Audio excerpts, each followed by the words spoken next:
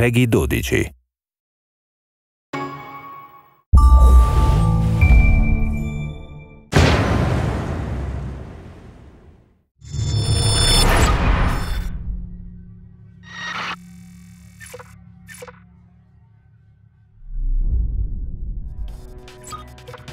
Hello, I'm Julian Gollop. Welcome to the Ghost Recon Shadow Wars gameplay video 1. I'm going to take you through one of the missions later in the game.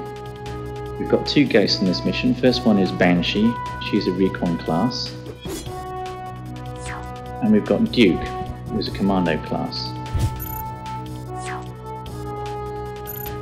Our objective is to get to this door on the end of the corridor here and open it.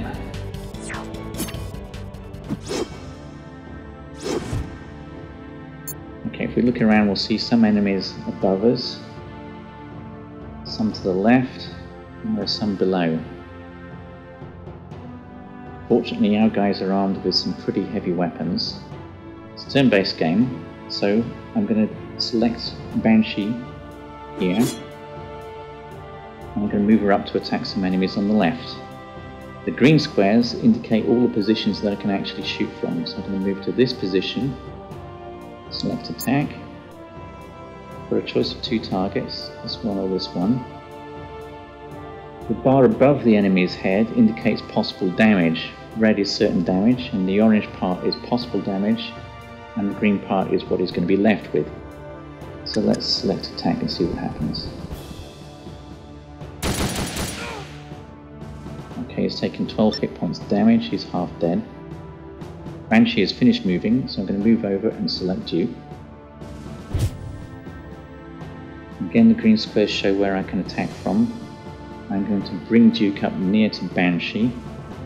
Select attack. Now, if I select this target, there's a possibility that I'm going to kill him. The orange part of the bar above the enemy's head indicates possible damage, so he may stay alive. This guy I don't stand a chance of killing. The red lines indicate possible return fire. I'll show you what that means in a bit. Let's just go ahead and attack with Duke.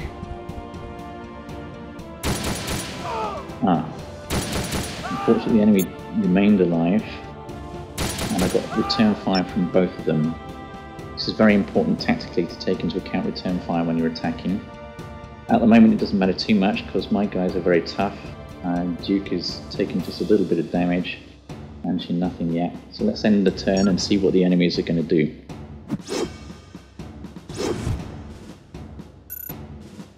Okay, it looks like they've noticed us. A couple of enemy assault troops moving up next to the turrets.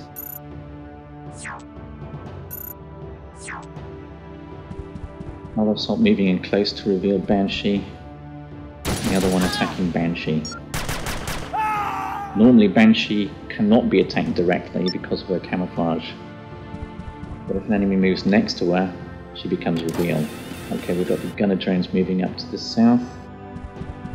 Enemy commando. And above us again another enemy commando unit. Some assaults.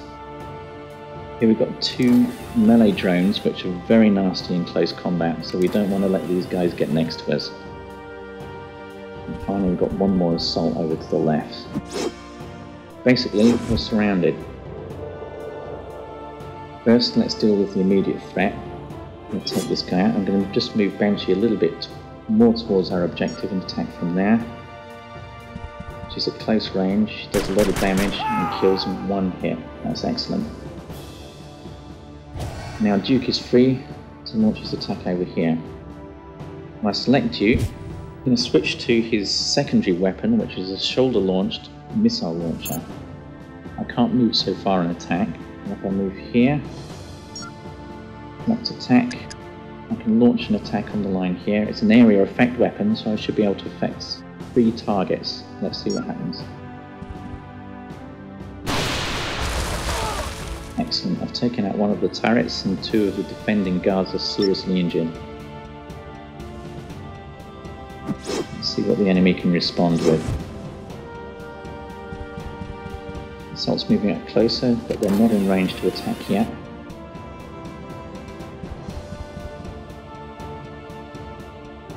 But here we've got an enemy commando unit also equipped with missiles, and he manages to get us. The enemy melee drones closing up very fast, they're quite rapid.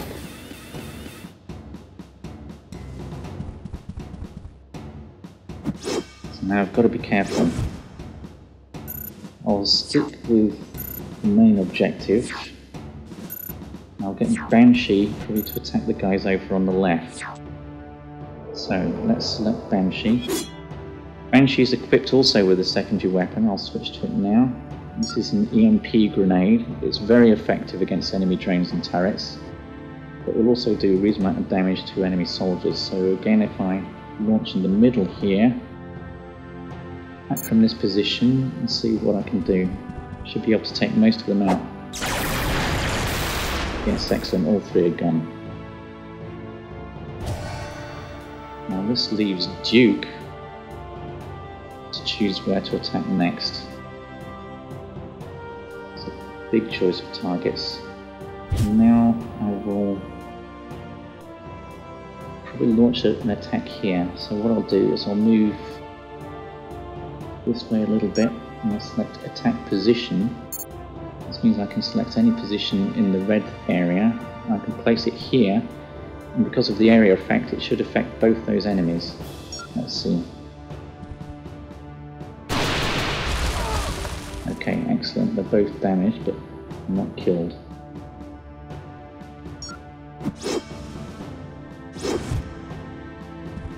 Finally, an enemy assault's got up onto the main passage. We'll exchange a fire there. Gunner drone, which is quite nasty, is approaching rapidly. Another enemy commando with a missile launcher. Meanwhile, the enemy commando is still launching missiles at us. Duke is under really heavy attack here. We don't want these melee drones to get next to us, so somehow we're going to have to deal with them.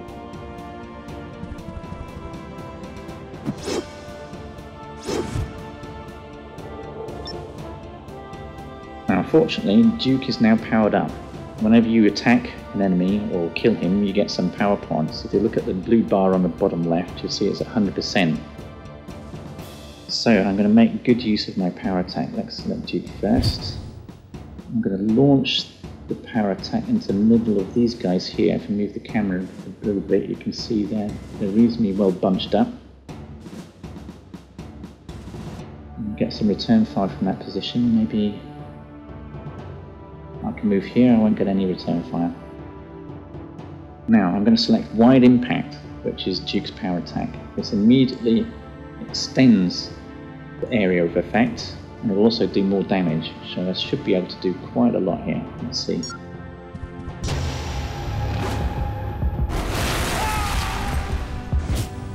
I've taken out 4 enemy targets in one hit, which is absolutely excellent. Okay, Banshee is now clear to get to the door, so let's get up towards the door here and let's see what happens.